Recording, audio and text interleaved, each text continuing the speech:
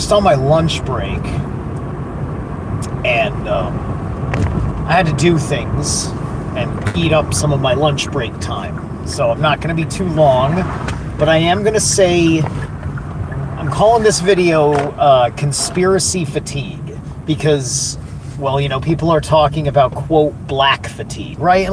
And we're basically having fatigue for literally everything. Everything in the political socio-construct of the 21st century, the post 9/11 thinking of America, because I think we are so divorced from the work that it takes to know the difference between the facts of an event and the framing of the context of the event, which can reorder the facts to say these are not facts or these facts don't matter. And you end up... Hi, Don. And you end up running into a bit of a fucking problem where, to feel smart, you're just gonna say what's common sense based on the predominance of the presentation. And I've reached the point that, this is why they killed Kirk. It's because, unfortunately, unless you're somebody like a Kirk, and that doesn't mean in Kirk's position, because I would say I am somebody like a Kirk, who spends way more time with the situation. Many people just think it's a waste of time because you aren't there. Well, neither is everybody buying that line in the newsroom. None of them were fucking there. And the reporter who was there is going to do her job and is going to make her fucking decisions. And you've completely limited who are the voices that can lay out the facts for you to rationalize what you think happened. You have allowed the other to dictate your logical process. You're letting your logic be dictated by other people. So you can't go with anything that just simply doesn't sound right. And you've kind of... Having common sense is not the same thing as being able to put together what your intuition is really leading you to. Because you can allow your emotional response in the realm of effect to completely blindside your ability to comprehend the circumstances and the situation.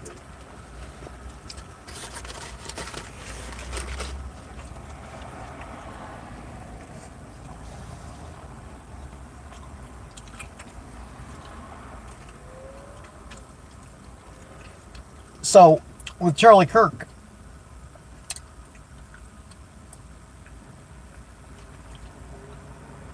I'm not saying it's that I know who did it. I can't say that it's the Mossad. But I can say that I see the facts in a manner which puts it in top suspect category.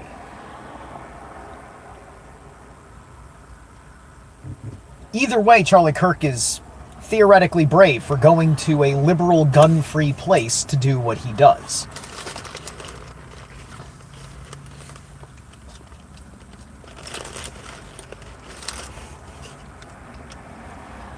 And it's also suspicious that you can be as big as you are. Obviously, just for everybody else's protection, not just you need to have security there. And nobody was suspicious of the guy on the roof. We all agree there was a guy on the roof who shot him. And we know for a fucking fact that nobody that was ever looking at the roof or saw the roof and tried to say anything either said something or was listened to. In a time of hyper-violent rhetoric to match a strong hardline position that the violent rhetoricians hate and thus focus their effort. But you see, because you are emotionally invested in what's going on, you're going to let your mind follow your emotions because you're in that realm of effect. If you're doing that, I don't care how long you've been, whatever, where you came from, what you do, how you were wise in the past, you're being a fool right now. I have been incredibly wise in the past, and I have been an incredible fool after being wise in the more recent past. And I may be a fool again tomorrow. But I am also wise often enough. And it is part of my compulsion on a personal, deeply thought out level to get out there and throw my voice out here. To get that goddamn wisdom out. Because if you don't want to care about what I think I see and what I think I put together, if you've dismissed it now because it's all lumped together, I mean, you're just not thinking anymore.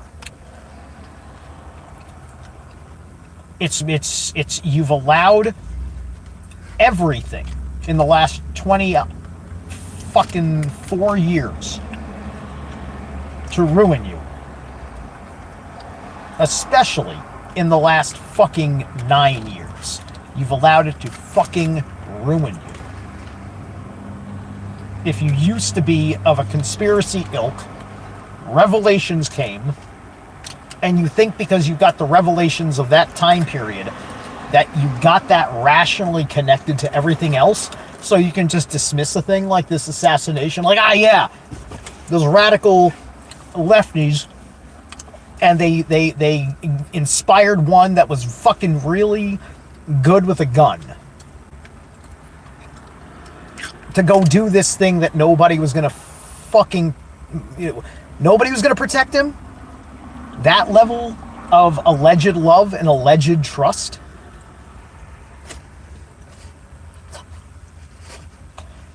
People are fucking fools, man. They're fucking fools.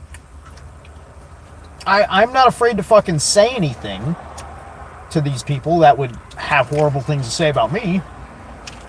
But I just haven't fucking figured out what do I say that's going to be fucking effective. Because I've seen other people say what I think I would have said.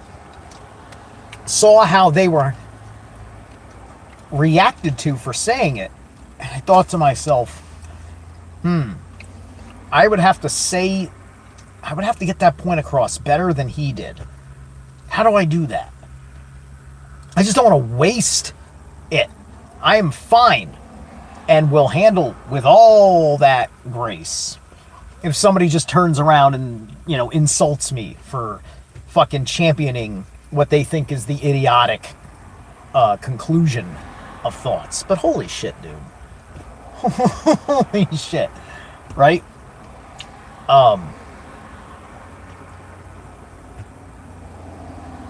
It's not that we have to worry about this every day, like everybody walking around is going to get shot by Mossad. It's an existential situation. It didn't happen to me personally. But when you know that you're a guy like that,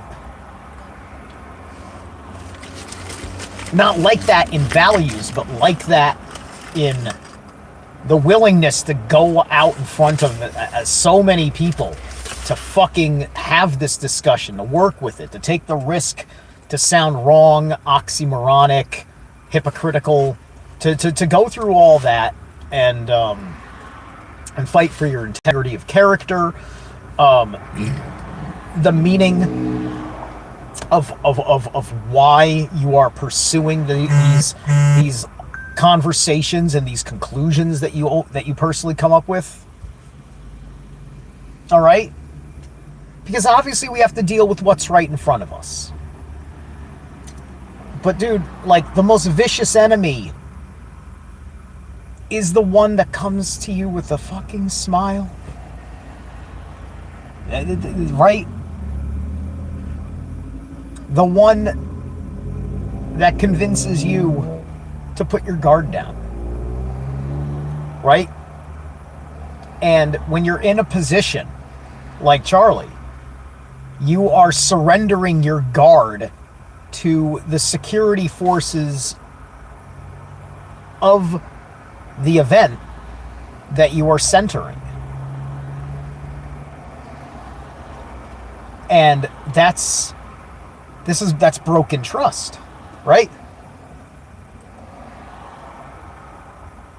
Trump has done very little to change the fucking circumstances of the ideas of how things get set up.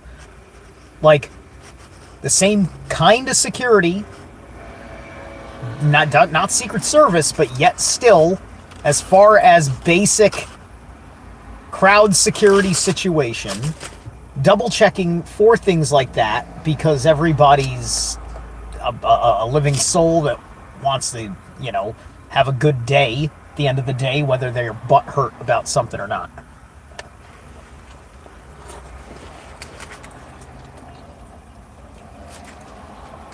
These people are far removed from reality that are trolling the situation online.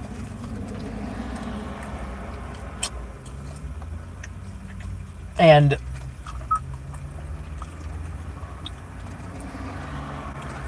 you're mostly going to be dealing with an emotionally unstable temper tantrum out of the woke left. You're not going to be...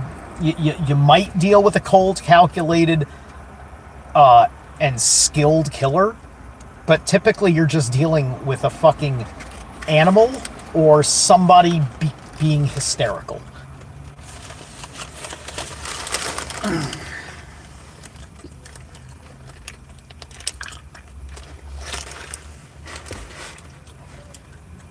And so now you're just picking what narratives you like based on whether you like the people behind that narrative.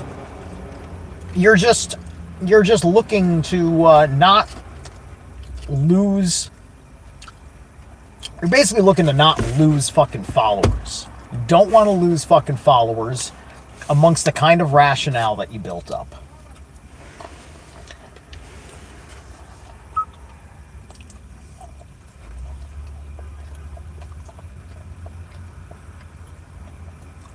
Because you're afraid of being considered a certain kind of person.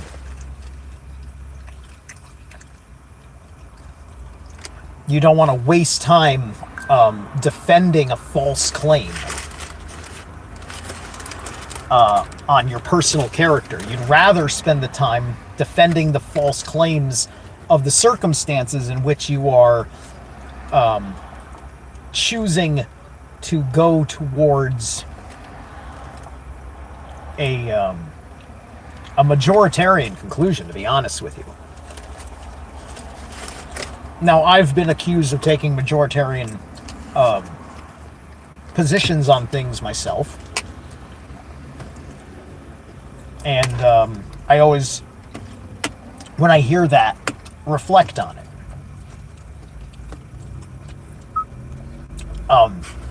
Just because, I mean, I might be feeling a certain sense of an influence of that. I may be learning to catch my own fault in that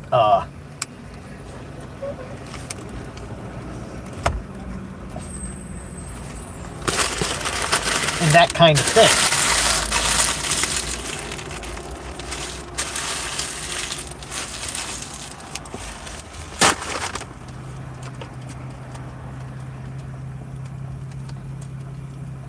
But most people I know,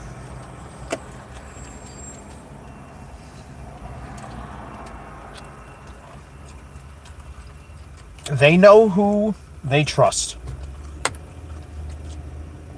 They think they know who's got the agenda and who doesn't.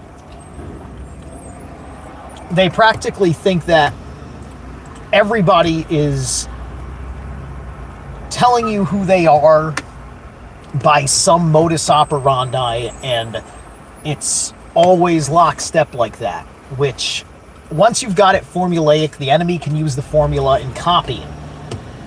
This is why you fucking change your fucking codes. As a spy, you don't keep the same cipher the whole fucking operation. The Nazis lost the Enigma code because we cracked the code. We didn't let them know they cracked the code. They never fucking changed their system.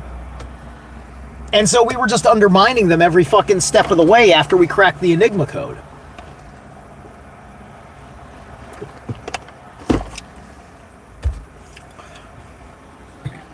Because they thought no one would ever figure it out, and they could just be lazy and just work with one code, because such a thing had never been done before.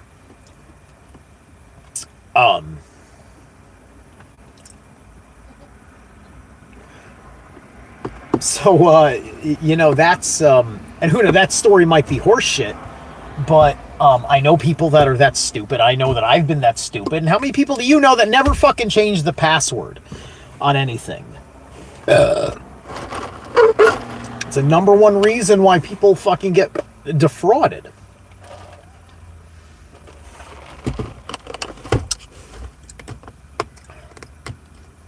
Especially if your institution doesn't have the best people, only the most agreeable people. And that's what we're talking about, isn't it? The failure of investing yourself in the agreeable answers instead of a truly triviumed process of coming to knowing, to taking a situation under these limitations of what you can see and how you can see what the media has captured of it.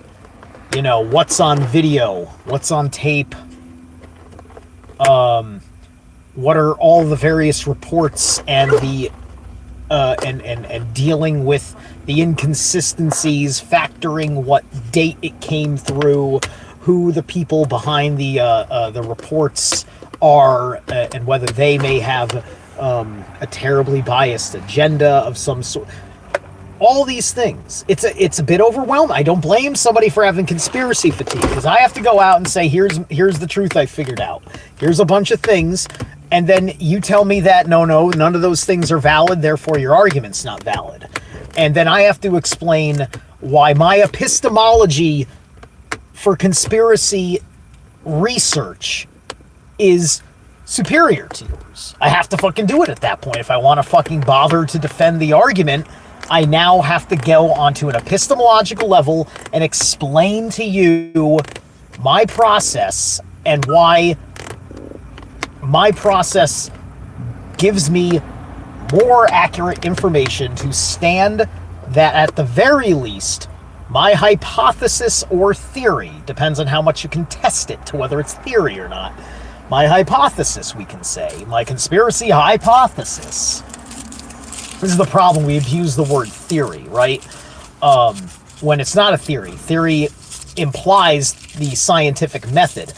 If you're really at just the hypothesis stage, which means you haven't really taken any steps. You've gathered some data and asked a question about the data. That's like 2 steps of scientific method.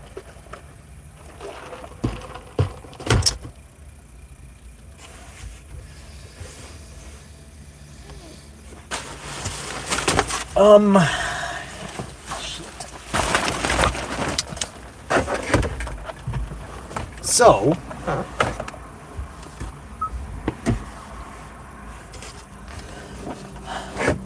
this is unfortunate, right? Because a big part of what protects an everyman like me, as opposed to a professional public speaker, because Charlie Kirk is not just a guy like you and me, okay? I'm not going to pretend that he was some ordinary man no more than I'm going to pretend that Trump was born as some such ordinary man amongst the wealth of the thing. Not going to go into all of that.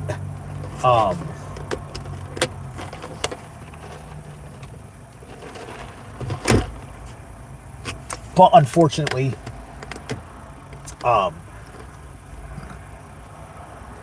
unfortunately, I think it's all over, right? I think the magic of the great revelations that we think we were supposed to get, which were hijacked by Q, or not things we were hoping for because of Q, but because Q made those initial promises and then secondary promises that emerged as the political theater from the Q emergence forward, in concordance with the intrigue happening with Trump campaigning, had just gotten us lost in the sauce in that respect. And it succeeded. It succeeded in giving us this fatigue, including the persistent underground presence of these almost self-made incel groups of Q people. Like, incel's really an inappropriate word because a lot of these people got families and all that stuff, and they may even be relatively intelligent. I don't care how intelligent you are. Hell, I don't even care how wise you are. If you make a deliberate intention of not looking at certain facts as your data points to connect said dots, you're gonna miss the mark. Big fucking time. Charlie missed the mark by thinking he could just fucking go on Turning Point USA, start agreeing with Candace Owens, and then not being terribly concerned that the reality of the Mossad and things. He thought he was poking like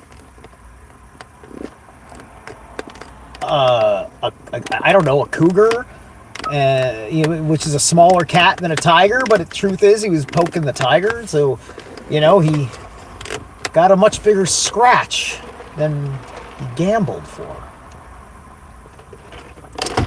Because Charlie was allowed to get as big as he was because they could see that he was not seeing the truth that their gatekeepers hold. And that's part of things they had to do with accepting that these platforms are the new media, and that you get your media now from your channels or whatever, and in some ways it's great, unless you really choose to curate yourself down to a handful of people and you never listen to anybody else outside of your fucking circle. On top of those that have been legitimately canceled for legitimately saying something that matters and goes somewhere. I'm not impressed because, you got canceled from conservative and mainstream platforms because you spoke out against Trump being a bloviated tax dodger or something like that. It's just like, oh boy, you found the big conspiracy that matters so well. It's just like, all you're trying to do is convince me that Trump is a man of terrible character. It's just like, that's fine. His character's not in question. You don't give two shits about what he's fucking actually doing, other than trying to tell me that the things that I like that he's doing have nefarious intentions behind them, which they may have nefarious intentions, but I like what he is doing because of other results that I see, and you haven't made a good argument that you actually have a there with your fucking intentions. Why should I fucking listen to your, blithering narcissism any fucking further?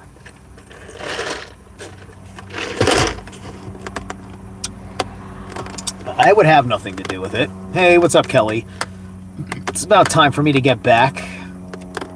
The Archons are quite obvious, portal, blah, blah, blah, reevaluate human nature, Right, Kelly, but you know what, the Archons are always out in full force. They're out in full force in matters where there are arcs. There are places, the government, politics, the Archons are there. I do my thing, and I don't see no, quote, Archons. I mean, you could say there are Archons. I mean, I had to give $10. No, I'm sorry. I had to give $90 and 10 hours of my time to an Archon to have the privilege of working on a construction site. This Archon is called OSHA. It is given power by an Archon above it called government. And the government functions in ways that I cannot trust and may be trying to kill or enslave me, and is certainly exploiting me. And OSHA is there to be a pain in the ass as a speed bump to what would be me otherwise saying, just give me a day of safety fucking orientation. That makes more sense than 10 hours behind a computer looking at panels demonstrating how a guy's suspenders were not being worn properly and thus he died. Because that's what it's like with OSHA, right? It's all these little things about wearing your protective equipment properly, knowing where you're standing at all times, keeping your fucking hard habit, all this shit. So, saying the Archons needs to mean something. Otherwise, you just sound like a Gnostic blaming Satan for all your fucking problems. Right? The vernacular is good within our within us having a conversation we understand. But the true effect comes from you being able to translate what you do in your in-group conversations to something out there. I hear too many people trying to use their in-group terms that loses people outside. I'll accidentally get caught up on this trying to go through an explanation of something, and like, it's one thing to say it when you're on the internet and it's no big deal for somebody to go like Google a term in real time. But if I'm actually fucking sitting down across from you, or maybe I'm just focused because we're on a Zoom call on a live stream or whatever, it's just like I'm not going to do that. Like, if I am engaged doing my live stream, I have to deal with everything that's in here, because I may not be able to focus on the conversation I am having. If I'm looking something up, I may lose it with listening. Then I have to ask him to repeat it, which is annoying for you guys, just so I can carry on the show properly. So I don't like doing that, right? So, anyway. Yeah.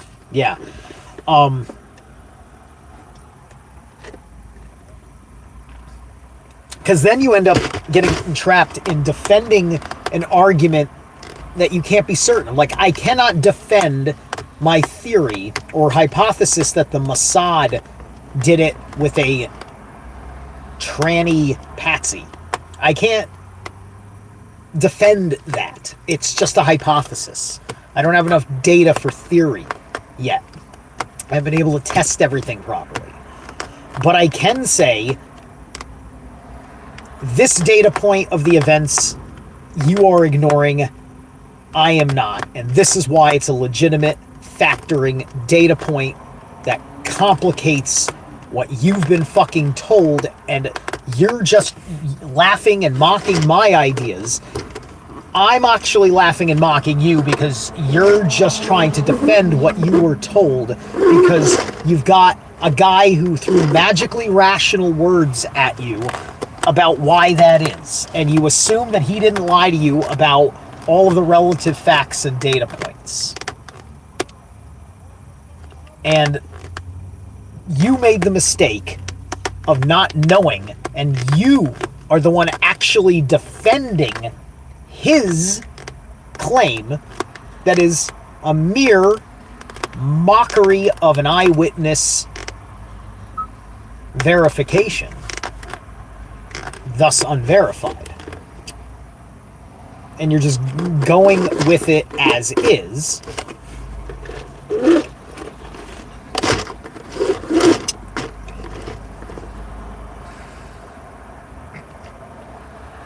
Because if Charlie's world was surrounded by Zionists, you know, he's going to start making that fucking pivot. Somebody can be just quietly a Zionist because they're just a Christian, and it's very uncomfortable for them to start asking these questions. And the only reason why we are memorializing Charlie is because he did not have a chance to take his research to a point that would have shifted the psyche in conservatism for their blind trust of this foreign nation that we can show you all sorts of proof gets involved in espionage in our country and all over the world.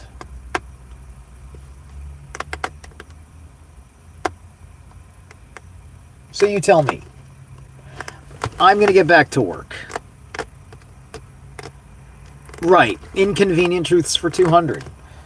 And another inconvenient truth is that if you understand how powerful the Mossad is, if you didn't get to your position, which is a high target position, via proper vetting and not trusting of things, right? Because for all we know, Trump had to betray us because he was the same kind of fool, perhaps. Oh, the Mossad shit has all conspiracy theorists, Zion, it's all beautiful. I don't understand why the rest of the world can't get with the fucking program, right? You know, this is an underlying attitude before being given a reason to be enraged by the Middle East in 9/11.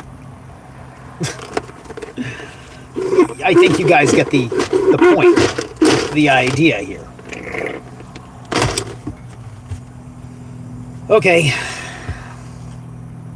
What is responsibility? Right, responsibility. Thank you, Peaceful. Yeah. So anyway, that becomes the problem, right? Do not surround yourself by people that are all about certain foreign things, right?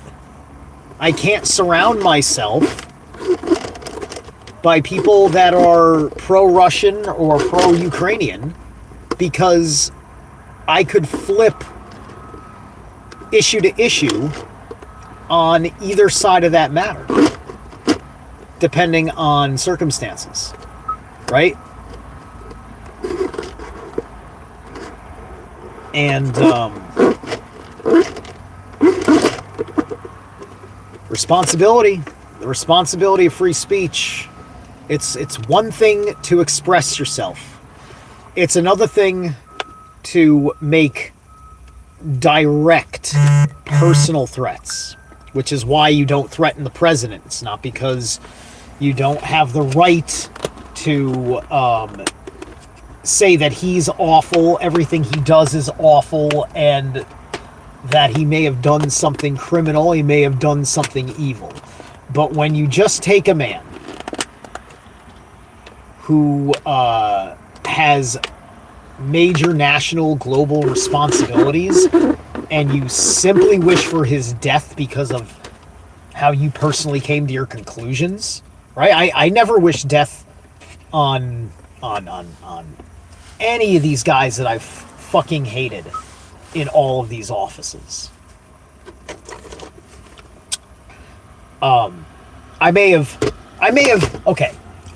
had I may have done an impersonal threat, right? That this is that, like, you know, that's coming from you being impassioned about what you find out that they did, and you're talking and you set it up. Like, you know, I just don't wake up one day and just in general, because of the horrible things Trump has done, and said, like, listen here, man, I want fucking Donald Trump to fucking die, right? No, I'm not like that. Because why? Because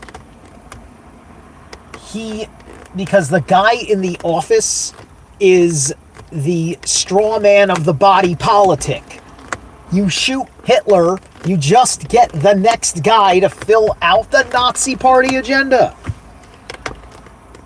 Hitler wasn't the buck stops, like anti-Semitism and fascism just goes away with Hitler. No, you have to unroot the mindset in the body politic.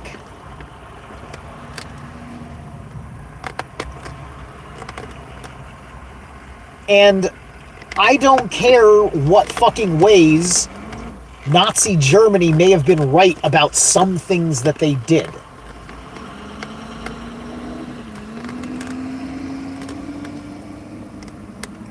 That shit goes out the window when you have such a kind of preemptive war. I mean, maybe it's all unavoidable and everything, but I'm just saying that considering there could have been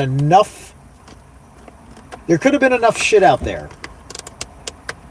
You know, like, we were probably irrational then, and sometimes we can make too much of the bad guy. And remember, we really didn't know there was really a Holocaust going on until afterwards, until the communists, the Soviets, took Auschwitz. Before that, we just knew they were anti-Semitic, and we knew that they were forcing Jews into ghettos, and then they were rounding up Jews from the ghettos and taking them to concentration camps for deportation, just like what Trump is doing now.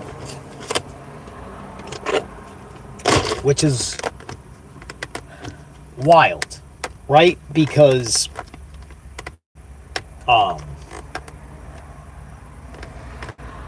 the only big difference is that, unlike what Germany is doing, America is trying to make sure that everybody sees what's going on with the international community. There's international coalitions about receiving. If the problem is America's doing evil, then the problem is that all these other countries accepting prisoners are also doing evil, because those prisons are becoming de facto concentration camps on what are allegedly trumped up charges. You tell me if that sounds right to you, because that's the same level of absurdity as saying we must dismiss the suspicions of the Mossad in the assassination of Charlie Kirk. Okay, I'll catch you guys later.